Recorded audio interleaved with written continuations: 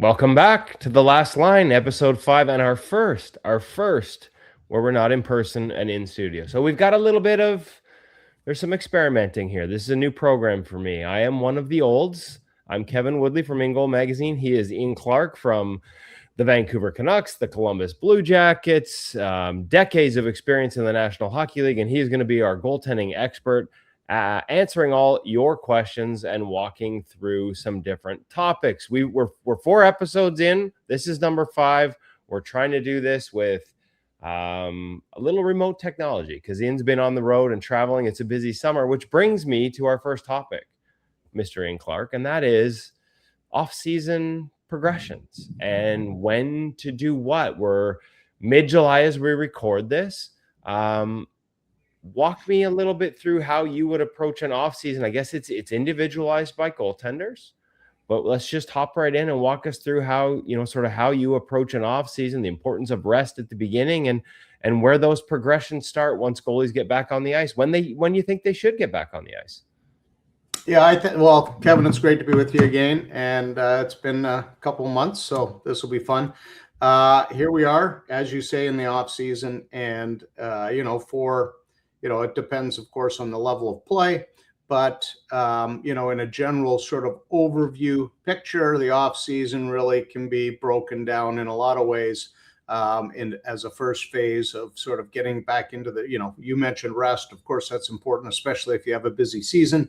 And then you're off to, obviously probably getting into the gym if you're a higher level goaltender. A lot of young players, of course, are doing multiple sports, which is a fantastic way to develop themselves as athletes, as young athletes. To have that multi-sport activity is great because you hit so many different elements that are athletic. Let's say you're a tennis player in the off season, you're getting hand-eye coordination, you're getting change in direction, you're getting lateral speed and quickness. That could be the same in racquetball or squash or any of these things. So multi-sport's a great way for young athletes that maybe aren't ready to specifically go into the gym yet. For those that are a little bit older and can specialize a little bit, probably the first phase of this is going to be some work in the gym, trying to continue to, lay that foundation for the next season. Sometimes seasons can be long and bearish, and so kind of have to reset the body from a conditioning standpoint, maybe a body composition standpoint, looking to make some improvements that can maybe only happen off the ice. And then, of course, we're looking to transition onto the ice because that off-ice activity isn't necessarily position specific yet. It's kind of like an injury and scar tissue. Once you come out of that injury, you got some scar tissue buildup. You need to kind of model that joint back to the actual needs of the goaltending position. So we can sometimes go off the ice, do some work, and we get back on the ice and we feel sluggish and we feel, because maybe we've put some weight on, we put some muscle on, maybe we're a little bit tight because that extra muscle we haven't lengthened it yet back into the elastic nature necessary. So, there is that transition phase. We work back onto the ice. Super important because, again, athletes should expect that. That's what's going to happen. You're going to look to make some gains, and you first get on the ice, or you're not used to those gains. And so your body is just like, wow, I feel sluggish. I feel tense. I don't feel myself. It's like scar tissue. You just got to model it again. So that transition period's super important. Of course, we're going to begin to transition it more and more onto the ice to become more and more practical for our season that is approaching. At which point, we're into those technical details, making sure we're razor sharp on our details. I want to make a super important point here, though. Some people will say you develop in the off season so you can play in season. Right. I am a huge believer that development has to go through the whole season because you can't find those dynamic, unpredictable moments often in the off season. And there's no risk. Even if you're doing a pro skate, for example, or a high level junior skate, there's not real risk there. At the end of the day, you can let a goal in. It's fine. So I like to see that development carry into the season when the pressure is there, the risk is there, the dynamic nature of it all is real and legitimate. And that's really what takes us over the top developmentally. So that's sort of an overview.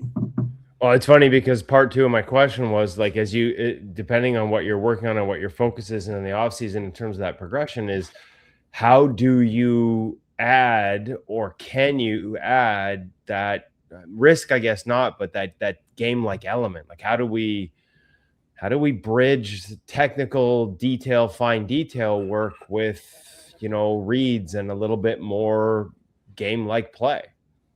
And that's it, and that's part of the transition, right? As we move more and more onto the ice, we have to have a nice balance between some of that technical detail work, but also getting into some of those environments. Maybe they are pro skates, maybe they are practice environments, okay, that are high paced, because again, that technique alone is not going to deliver saves. Okay, you need to get back used to tracking pucks visually. So a lot of goalies will say, wow, they get back into a high speed practice and coming out of that summer of technical training, and they're like, wow, I couldn't track anything, because all of a sudden you're out of an environment that is geared to you, and you're into an environment that is, these people, they want to score goals, and all of a sudden things change. So you need that nice transition from controlled environment, okay, controlled technical work, probably led either by yourself as the goalie, or your goalie coach working and controlling that environment to make sure everything's razor sharp. Okay, then we got to transition. We got to start bridging, as we've talked about in the past, and you just alluded to, bridging into real life goal hockey and goaltending. That technical controlled environment is not real life. The other part of that is those skates you mentioned. Like, I remember for the longest time, we used to talk about shinny, and there's a game like environment, but not a game like environment that's realistic. And I remember having these conversations with NHL goalies, like they go back to their captain skates, and that environment isn't necessarily conducive to our position. You almost have to cheat a little bit at times to sort of make saves. So are you prioritizing how you'd actually play it in a game, or how you play it in a shinny environment? I feel like that conversation has shifted. You mentioned the skill skates. I've watched a few here in Vancouver. We're blessed to have some of the best skilled players in the world now here from the Lower Mainland, the Celebrinis of the world, the Connor Bedards of the world. And I've watched the goalies, in these drill situations where it's repetitive. It's the best guys in the world with pace and time. And I'm wondering, like, is there a balance here to be struck? Now, obviously, that's the nth degree, and you're not facing Celebrini and Bedard if you're 14 years old. But how do we weigh the benefits of being exposed to those skill skates?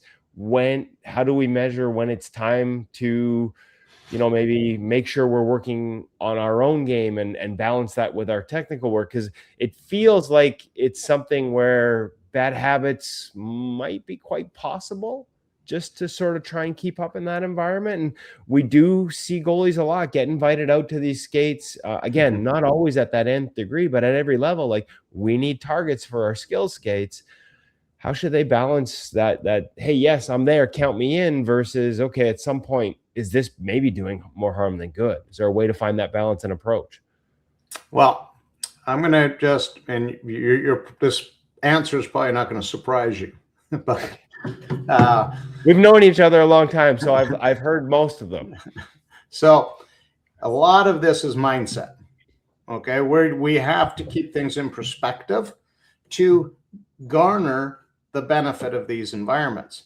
Okay, you're asking a goalie to go in against Celebrini with unlimited time and space, with zero defensive pressure in some cases. So, is that situation going to result in a goal? Probably. You're probably not going to carry your .920 save percentage through that. Okay, that's just the reality of it. So at the end of the day, mindset, perspective. I personally like these environments. I think it's super important for goalies to understand that the world does not revolve around them.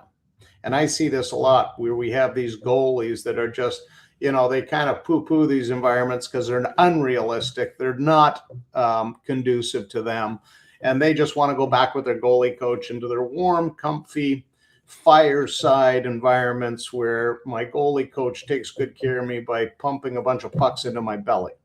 So, as you say, there is a balance. I don't know how many times you just used the word balance in your lead up to that question, but it really is a balance. We do need both types of work.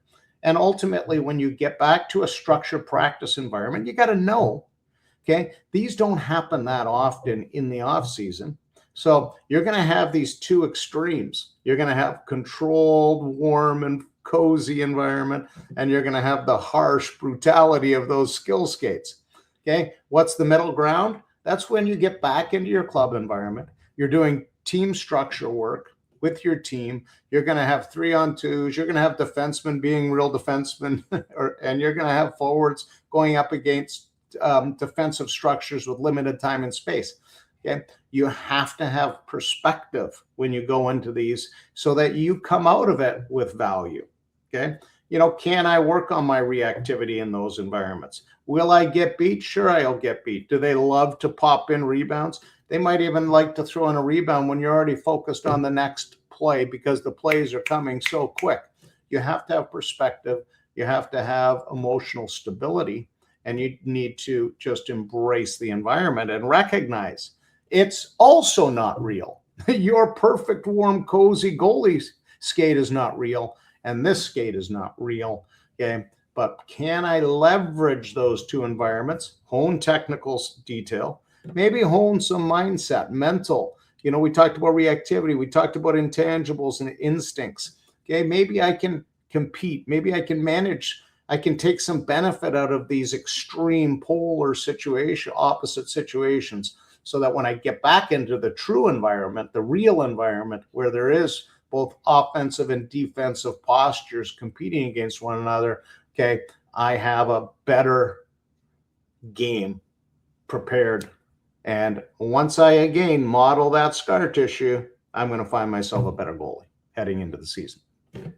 It's the first time I've heard working with you and your Crease as a warm, fuzzy environment. Well, it's not very warm and cozy with me, but for a lot, it's very warm. I got you. So I want to pull that. I want to pull back from that, because we have seen a shift around the league. I think it's first time. I mean, if there were still newspapers, a lot of ink would have been spilled on save percentage dropping below 900 for the first time in over 30 years. Obviously I've hinted at some of the analytics, and we have access to the ClearSight analytics that'll tell you the league average expected save percentage was actually as low as 886 this year. So what the average goalies expected to stop based on shot quality was a lot lower than what the actual results were. So we're still outperforming the environment. It's just the environment's changed. These skill skates that we're seeing, and the way the game has kind of tipped towards favoring maybe the shooters to a certain degree. Like, I remember back in the day, I remember even with you going to summer skates with the goalies of Dan Kluche out in Coquitlam when he was with the Canucks, and out in the suburbs at these skates, and there'd be no NHLers or no sort of high level. It was hard to get high level shooters. Now, the skill players, this is all they work on, their skills. It used to be they just got bigger, stronger, faster in the summer. I feel personally like they've just kind of copied the goalies. They've caught up. They're doing the work that matters. Like, where's that balance, and how do we catch up? Well, it's a big question. First of all, it's very... The save percentage situation in the National Hockey League is an acute change, and It is a combination of things. As we know, it used to be that people would have the mentality, shots create shots. That was the mentality. So everybody funneled pucks from all angles at the net because a shot would create a shot. Now the mentality is shots create turnovers because, right? So now we're not shooting the puck anymore. There's almost no funneling teams in the league. Even Carolina has come off some of that. They were kind of the last of the funnelers and would outshoot teams 45-20 every night. But the point is that players or teams, tacticians, coaches, players are like, I don't want to give up control of this puck for a low percentage shot on net that the goalie for sure is going to save. And now it's a 50-50 puck. I had 100% possession. Now it's 50-50 or less. So that all makes sense. We also have a generation of defensemen Right. that are in the ilk of Quinn Hughes and Cale Makars. And, it's basically like 4 offensive players on the ice now, and maybe someone to protect home base a little bit is the 5th player. Whereas before, it was kind of a 3-on-3 kind of ratio. Now, my favorite story there, I gotta, not to interrupt you because I love where this is going, but I gotta share this one. It was from Braden Holtby. I remember in an offseason spending some time with him and talking about Carl Alzner being his favorite defenseman to play behind because of some of those defensive tendencies and strengths that you talked about, Ian. And like a year and a half later, Carl Alzner wasn't in the NHL anymore. So that's just, you're right. It has been a crazy fast shift.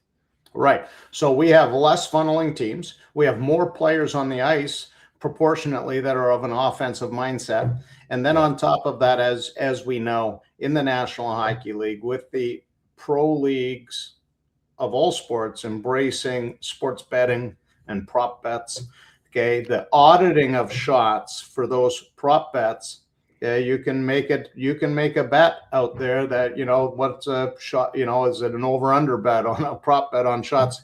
Those have to be accurate. Not so. I would say on average, the exact same game played 5 years ago probably has 5 additional shots per goalie that they're now auditing and saying that trajectory would have just missed the net. Even though the goalie went out and made a blocker save on it, they're not getting credit for that like they once did. Now, we can go down some levels. That audit is not happening. So, okay, those prop bets don't happen. The sports betting is not a thing. You will use college hockey. We can use CHL. We can even use, the minor pros. They're not getting that same audit level. And so we still have less funneling teams. We still have more offensive, defensive players out there. And so we still see this, not to the extreme as the NHL because of that additional factor. Right. So, coming back to your point at the beginning. How do we solve it? Yeah. Okay. Well, the reality of it is that I would argue that the goalies, are simply facing a higher average shot quality per shot. So, if and I'm just using of course you have way better analytics. The numbers back that up. Yeah, they do. Yeah. Right. So if a very low percentage shot is a 1 and a super high percentage is a 5, and in the old days the average was 2.5, now it's 3.5. So you're going to have a reduction in that. They're not getting as many fluff shots at any level, so that's just the way that's going to be. So is it really a performance differential or is it really a statistical differential? So I would argue that. Okay. So, so there's 2 sides to this. The statistical, you're right. If it's just a statistical differential, we need to adjust our mindset a little bit. Yes. In terms of how we think of our stats and whether we should be thinking of our stats, I'd be curious if you have any thoughts on that, on how goalies should approach that. Clearly, we're judged by our numbers. It's really easy to say, don't look at them. Have you ever had pro guys over your career that you maybe felt were too focused on them at times that you had to have a talk about, like, hey, let's not worry about that? How would you approach that? Well, I think it is a mindset change because it's very frustrating even for the goalie coach or for me. I'm watching at Rogers Arena, and the goalie's facing is up to 22 shots. The next thing you do, you look back up at the scoreboard, it's down to 20 shots because they audited 2 of those shots and took them away from the goalie. So it's a bit of a mental battle because again, we were accustomed to a different environment. It's a different environment today, and we have to be more resilient and more resolute in that. Our expectations should not be to lower our performance, of course. It should be to elevate our performance and elevate our growth and continue to grow and evolve as goalies. But at the same time, there are different factors coming in on us, and we have to also remain focused on our task, which is stopping as many pucks as possible, delivering the package. The package is victory. That's our job. So at the end of the day, you know what? You're going, and the other point is that the hockey world's just acclimating to this right now. They don't think Right. through this like you and I think through this. So that head coach is wondering, why is my goalie only have an 88% save percentage? That's terrible. Or an 89% save percentage. We're going through a transformation at the higher levels of the game where, you know what? You see an 894, you're kind of like, that's not too bad. Whereas before you needed to have a 910 to even be thought of as being above the median. And so to stay in the league. Right. So this transition is happening.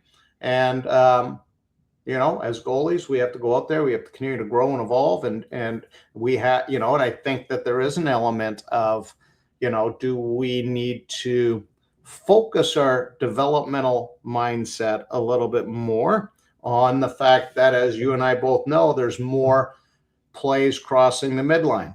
That's just reality. So it's no surprise that lateral mobility is an important thing for goaltending. Lateral mobility has always been the most important direction for a goalie.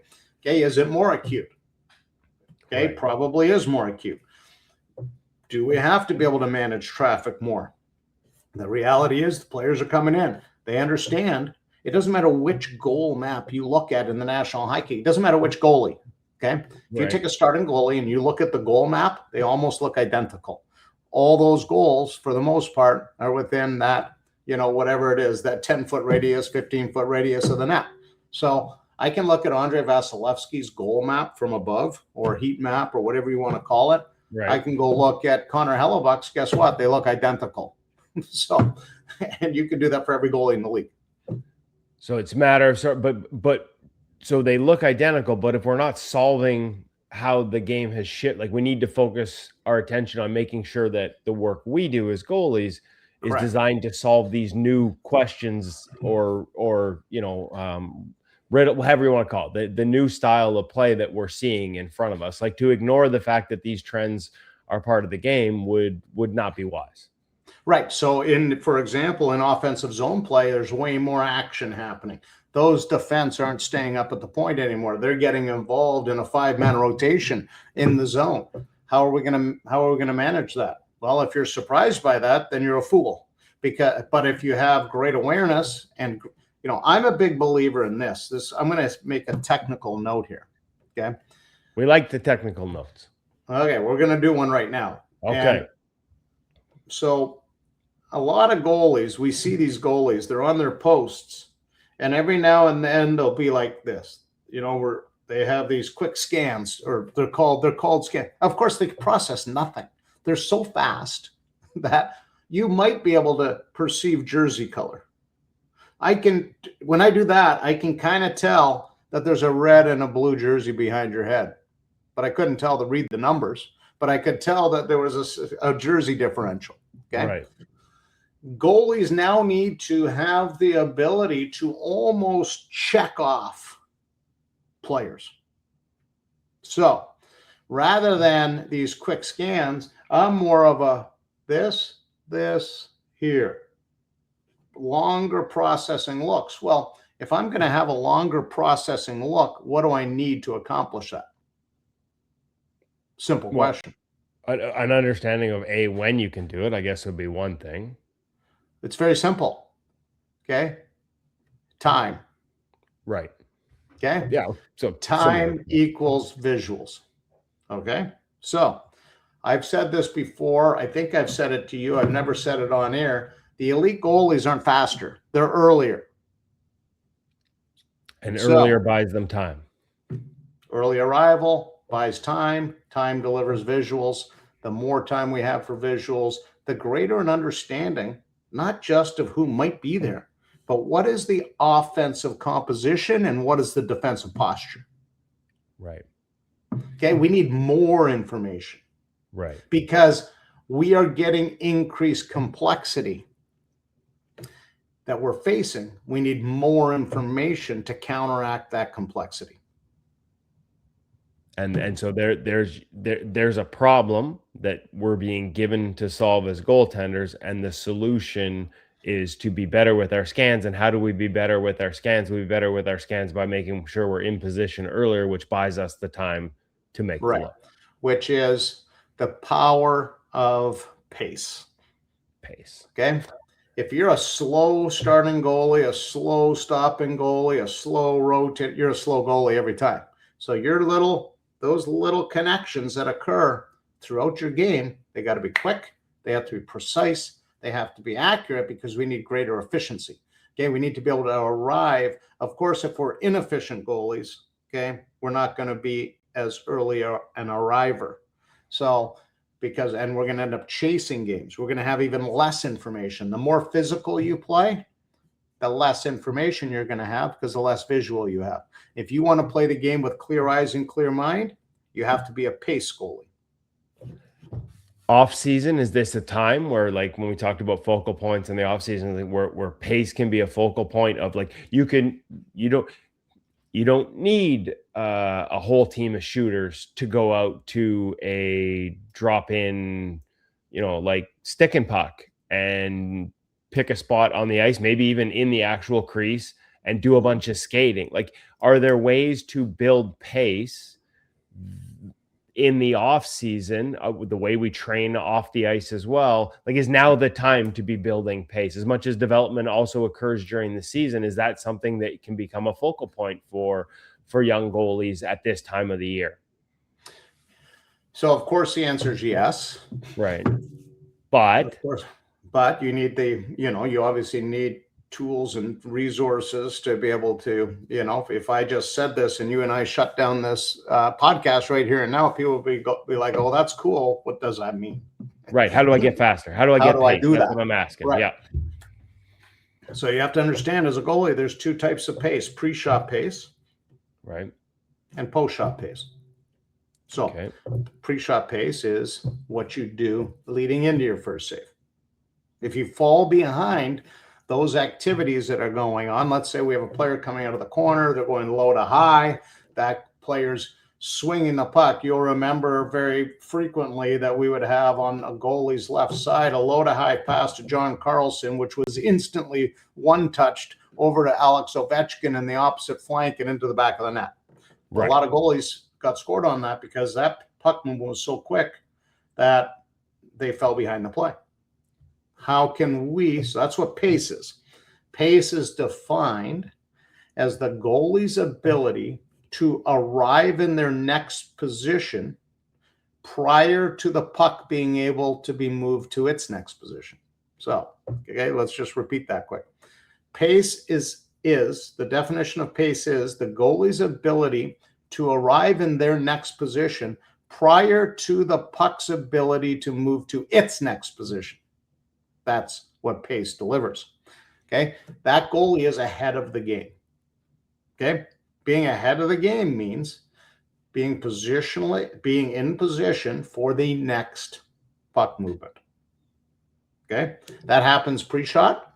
That happens post-shot. I've made a save. Puck goes to the corner. Okay. Can I arrive, recover, and organize my position prior to that puck being back in possession and move to its next spot? Right. As long as I'm in that stable position, I'm ahead of the game.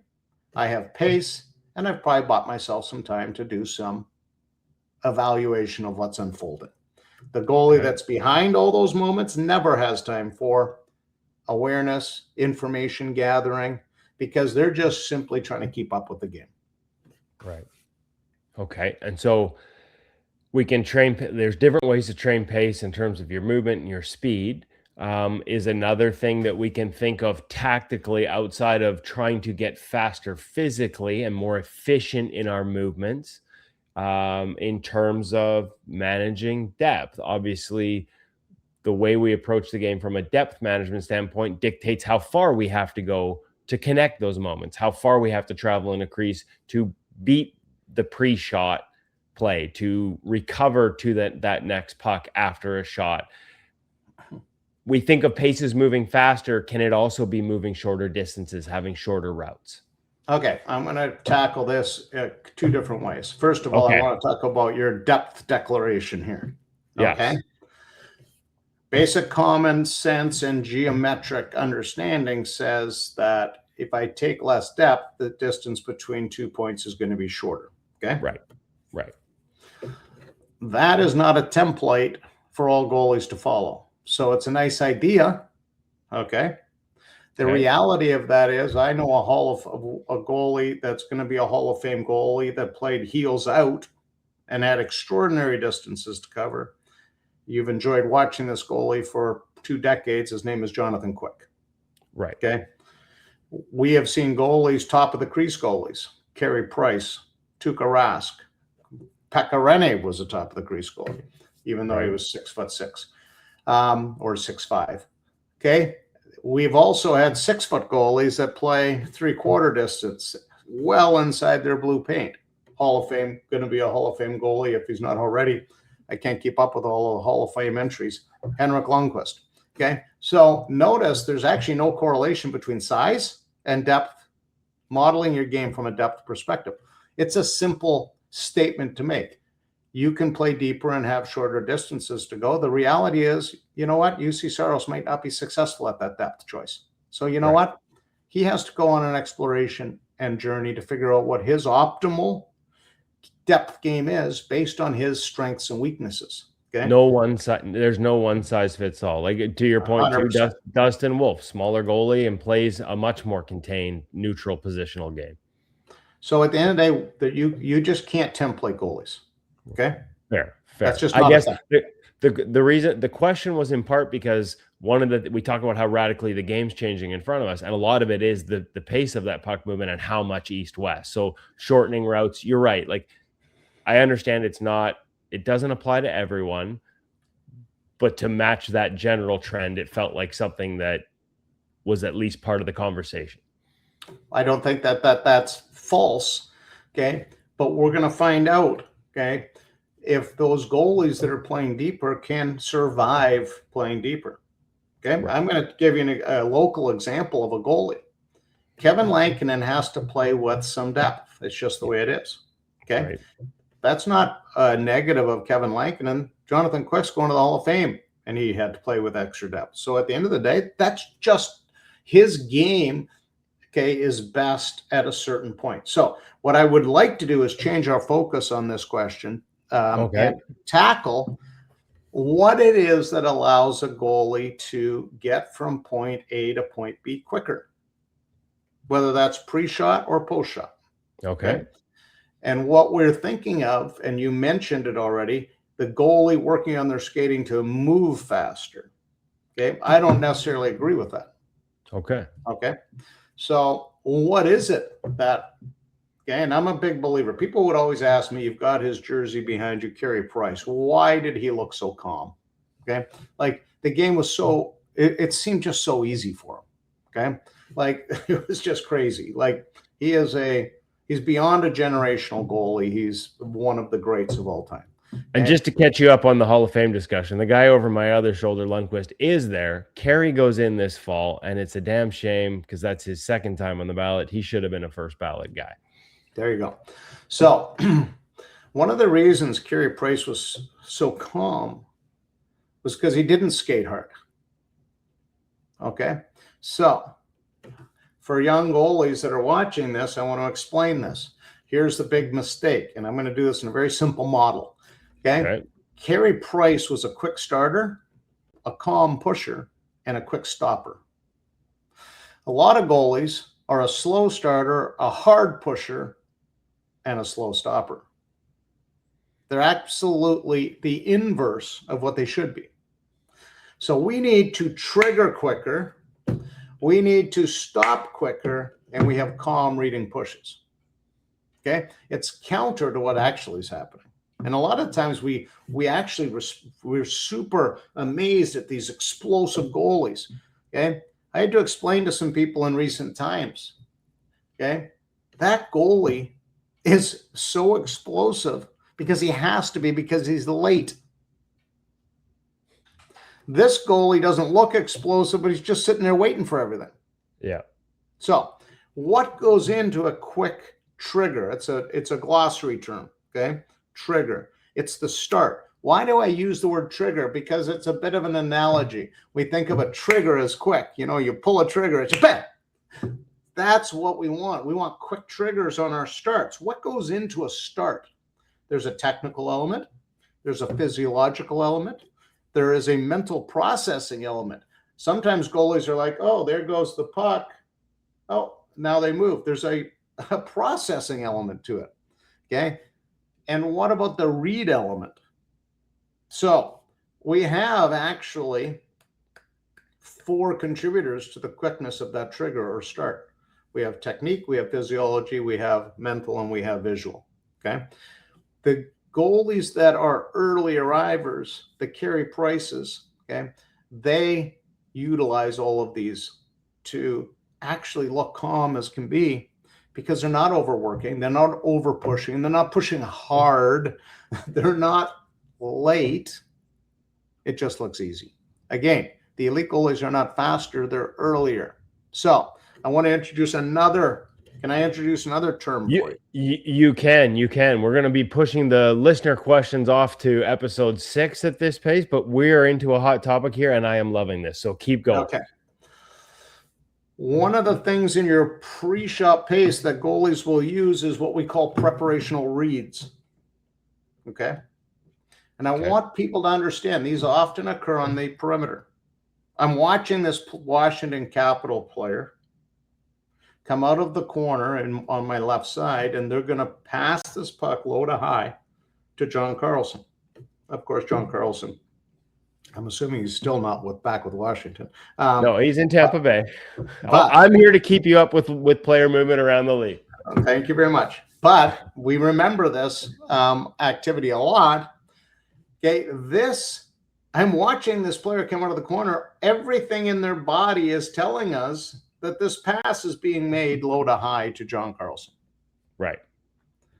That isn't what we call an obvious puck movement.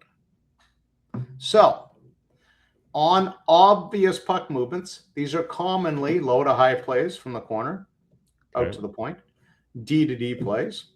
Maybe it's a power play and we have some middle top to flank activity, or the quarterback at the point moving pucks to the flanks. They're so obvious that they're unfolding, not just because the team does that regularly. I can see the body language. This player is in no position to put this puck to the net. They're facing John Carlson and they're making the pass to John Carlson. Now, 9 out of 10 goalies are going to allow that pass to happen. That pass, by the way, is 70 miles an hour. Yeah. And they're going to now chase that puck. Before they've arrived, that puck's already been relayed. So, preparational read occurs in your pre-shot pace. It is a recognition of obvious puck movement, and we move with the puck, not after the puck. Right. So, I actually don't need to go squat 450 pounds. I just need to read the obvious nature of what's unfolding. I want all our listeners to think about these two differences. Anticipation is taking good information and turning it into a physical advantage. If you don't turn it into a physical advantage, you didn't anticipate anything. Okay? Yep. Cheating is taking bad information and trying to get a physical advantage. Do you see the subtle difference? Yeah, I do. Okay. So an obvious puck movement is a preparation. We have a preparational read on an obvious puck movement. I'm moving with that puck. I'm now in position for John Carlson's relay, and I can see he's doing that. So I'm also having a preparational read on that, and I'm waiting for Alex Ovechkin on the other side. And his twisted wrister hits me dead square in the torso. So again, kind of, I talked about shortening routes by having with depth. The sort of takeaway here is like every goalie has a different formula, but it's not just about going out and trying to skate and push really hard and fast. That's not pace. No. You do have to do that sometimes, because sometimes you are late. Sometimes the circumstances of the game do put you late. It's a block shot in traffic. It kind of sprays to a flank, and you have to, oh, there it is. Now I got to go, and I'm a little bit late. I got to explode. This is not to take away from power and explosiveness, okay? But we want all of these tools in our toolbox. And good preparational reads and setting your, like, that's all going to allow you to recognize those moments. Good early visuals will allow you to recognize the moments where you need to rely on those other things sooner, as opposed to being reliant on them at the expense of having good visual leads and reads. Right. All right. I have other questions. We have to do one a listener question. Okay, so I'm going to pull up a listener question. We do have one that I wanted to make sure I got to. Looking at my notes here, there were so many different things, because we're going to save this. We're going to table this for next week, because one of the things, and I know from the Crease app, you've got a partnership with Pete Fry. Like, one of the things that we have to deal with, you mentioned that nobody funnels pucks. Low danger shots are down over 35% in the National Hockey League. In other words, we can't count on easy shots to keep us in games mentally. So what do we do to make sure we're connected and stay in these games mentally? I know you've got from the Crease app, Pete Fry is a part of that. Working on our mental game can be, I don't want to say as important, but just as we work on our pace in the off season, we need to work on our mental game. So that's in there, but we'll table the discussion part of that for next episode. Right now, I want to get to our listener question. And it's a generic one. So actually, no, that's the wrong one. Good job, Kev. Here we go. This question comes from Andre, who is coaching in Europe right now. And he would like to know, before you became a well-known name, how did you get elite goalies to trust and buy into your coaching and philosophy?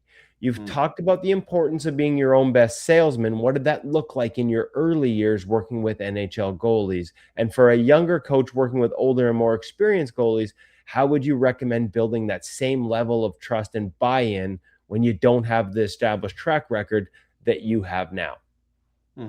So, first of all, Andre is exactly right. When I started in this, I had no track record. I had no track record as a coach. I had no real track record as a goalie. I mean, I did play goal. I played junior hockey. I played some CIS hockey, but I certainly wasn't known for my goaltending. And I actually came out of university where I did play goal, but I then went into the insurance business. I decided that really wasn't my thing, so I got back to coaching, because I had coached at goalie camps and such things when I was very young. I think my first job as a junior instructor was when I was 14 years old. So what is that, 46 years ago? You can do the math. And then I kind of became a head goalie coach at a hockey school, and I did some different things. And interesting note, which you probably know, back in those early days, was one of the first times Vladislav Tretiak ever coached in North America was at one of these schools that I was the head goalie coach at in Vancouver at UBC. Yeah. Right. And for those of you that have ever read Vladislav Tretiak's book, you will see imagery in there that is from that time. And so that was a long, long time ago. And I think in COVID, we set you up to talk to Vladislav back a few years back. Yeah.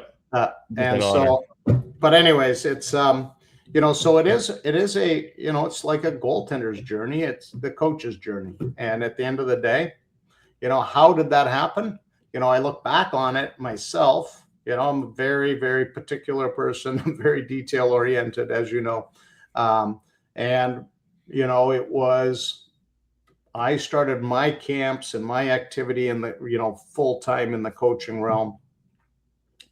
I think, again, every journey is a little bit different. And so I started doing my coaching, and there wasn't as many goalie schools back then. There wasn't as much specialized instruction. So it was available, not quite as much as it is today. So I got good goalies that came to the camps, and some of those goalies became instructors, and I built relationships with those goalies. I did one thing that is very unique to my journey, and that was I wrote the original From the Crease. That was in 1998. And interestingly enough, people that are published immediately are thought of as experts. Back in the day, that's true.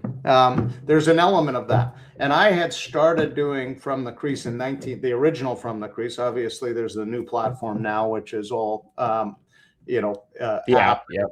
Yep. And but the original one, people looked at me. It was universal adoption basically by goalie coaches because there wasn't that many goalie coaches around. It was the only resource basically in the world like this. And we had mass adoption as a professional development tool for goalie coaches and for goalies to understand the position and what have you. And, I think that really supported me. So that's maybe not going to help Andre, but I'm just explaining my experience. My experience was that, and that led to me getting a role at the Western Hockey League level with the Seattle Thunderbirds. I was coaching a lot of goalies at that level. That led me to Cam Ward. Cam Ward was a goalie in the Western Hockey League, and his agent was tied to Trevor Kidd, who was in the Florida Panthers organization, and that agent put me in touch with the Florida Panthers, and that was my first NHL team, which I had the blessing of having, in addition to Trevor Kidd, a young goalie by the name of Roberto Luongo. So that's a little bit of my story. I would say that, coming back to Andre's point, I will say this. The most powerful thing a goalie coach can do is create a powerful, effective relationship and partnership with their goalies. And that creates more value than the technical aspect of it. I've always been known as a pretty high-skilled technical teacher, but you also have to develop those relationships. Mitch Korn was the master of building incredibly powerful relationships with his goalies. Mitch Korn always put his goalies in a position to excel. Okay, he always created an environment for them not just to grow, but to perform. That's our job, actually, at the highest levels, is to create an environment for our goalies to succeed. Of course, that is in part the strength of that relationship. There are great goalie coaches out there that are not very technical at all. Then there are, excellent coaches that are quite technical, and there's everything in between. So just like every goalie is unique, every goalie coach is unique. Okay, but I would just strongly encourage. I think one of the most common elements is the goalie coach's ability to create partnership with their goalie. It's not a dictatorship; it's a partnership. Obviously, if it's a very young goalie, you're going to be the person delivering most of the messaging. As those goalies get older, it really transforms into a highly respectful and trusting partnership between the coach and the goalie. And that's one thing I would just say is that is so important to develop that and support their ability to excel from a performance standpoint. You don't need to technically intervene every single second into their game. You're not going to have a goalie that excels. It's just, and too many coaches are so hyper-focused on the technique and not some of these other aspects of the position. At the same time, part of that building that relationship for you that I believe has been a strength that I hear from the goalies you work with continuing today. Obviously, the reputation is there, so you don't have to earn that at the beginning. But the fact that you don't just, like you said, dictatorship, do it because I said so, that explanation within the relationship of why this works and why it can work for you is something that I continuously hear from the goalies that you work with. Like I said, guys that come in when you were still on the ice with the Vancouver Canucks would come in and be new to it. And that was something, guys that have been around a long time, guys like Casey DeSmith and Braden, the explanation part of it was what they valued as well. It wasn't just, hey, I've got this reputation, I've done this for so long, so you're going to do it my way. It was, here's how it works, the explanation behind the reasons for changes suggested or drills done. And I would say just quickly to that, because I know we're limited on time, is that we're way over time. I would just say that, you're right. It's not just go do this. It's not just the how, it's the why. That's the cliche. But also, I think it's important, if your goalie is going to be their own best goalie coach, you have to. I'm not the best goalie coach. Sergei Bobrovsky's best goalie coach is Sergei Bobrovsky. I'm just the assistant goalie coach. And so that's always been a mentality of mine. So my education of that goalie is done with that in mind. I want those goalies to possess the knowledge to drive their own development. I give them everything I have. There's nothing left. I give them everything. Okay. And so to your point about the why, yeah, I want to educate them. I want them to be able to go in their crease when I'm traveling with the minor league team, okay, and they know exactly what they need to work on because they know exactly what to do. And they've also adopted the goalie value system, which is the work habits, the attention to detail, the personal discipline, the self-initiative, all the things, because that's how I model my goalies is, hey, I'm just the assistant goalie coach here. You're the head goalie coach. I need you to own your crease. Love it. Now, listen, I will say, Andre, and to all the other goalie coaches that are listening and their ears perked at that question, A, great question. B, Ian talked about being published and publishing from the crease as a key part of that path for him. Don't hesitate to reach out again to InGoal magazine because we publish goalie coaches all the time. So that's a great place to get the start as well. Yes. Ian, this has been great. We're way over time. We've got some questions I want to get into, including, like I said, the mindset stuff around not being busy in the crease and how we manage that. We'll save that for episode 6. Maybe it'll be in person when you're here in Vancouver. Maybe it'll be another one of these. I thank our listeners for sort of having the patience as I learned the buttons and what to push as we went through this. It's a work in progress, but it's been really fun. If you have questions, if you want to get a hold of us and have yours answered by Ian Clark, it is the last line, all one word, the last line at ingoalmag.com. Drop us an email. We'll get back to you or answer your questions on the show. Until next time, thanks you very much for watching.